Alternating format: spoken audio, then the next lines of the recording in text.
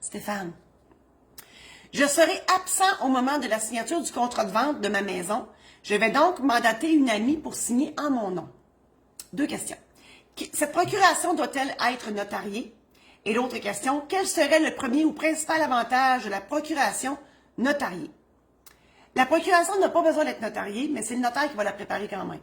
Parce que, je dis pas que vous ne feriez pas bien ça, mais il faudrait que vous soyez bon en tabarouette.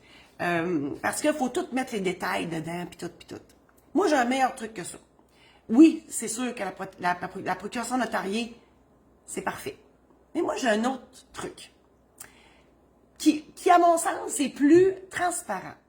Moi, quand j'ai des gens qui sont à l'extérieur, ben j'envoie le contrat à l'extérieur.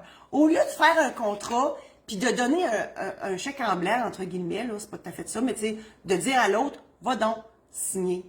Puis que là, la personne qui est allée signer, elle les a eu, les explications, mais elle les transmet pas, là. Elle a bien compris, mais ça suit pas la patente. Fait que vous, là, le contrat, vous allez l'avoir par la main à un moment donné avec félicitations de cette propriétaire, mais tout ce que le notaire va avoir dit, ben vous seriez pas là pour l'entendre.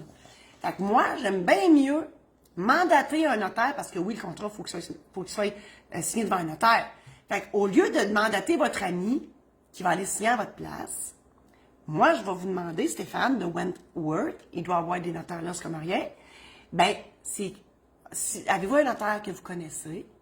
Puis, si vous dites non, je vais en choisir un. Et là, j'envoie le contrat par courriel au notaire avec vos coordonnées. Le notaire vous fixe un rendez-vous. Il va vous recevoir, il va vous lire et expliquer le contrat. Vous allez avoir tout le loisir de poser vos questions, parce qu'il est notaire comme moi. Ensuite, le notaire va me renvoyer le contrat signé, puis là, après, je vais faire signer les autres. Donc, moi, je trouve que c'est un meilleur moyen de faire les choses. C'est plus transparent. Ça a le plus son pesant d'or. Je vous encourage à partager cette chronique si vous l'avez aimée pour en faire bénéficier vos amis Facebook.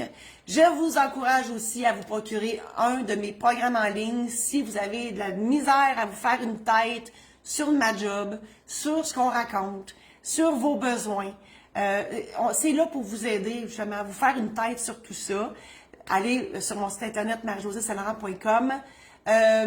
Si vous ne le savez pas, j'ai écrit des livres, des anecdotes, c'est des recueils d'anecdotes croustillantes et abracadabrantes de ma profession de notaire, des histoires vraies sur maisondédition-saint-laurent.com. Et vous pouvez revoir les chroniques sur YouTube. Vous n'avez qu'à chercher Notaire pas ordinaire et tout est là. Merci infiniment et je vous dis à la semaine prochaine.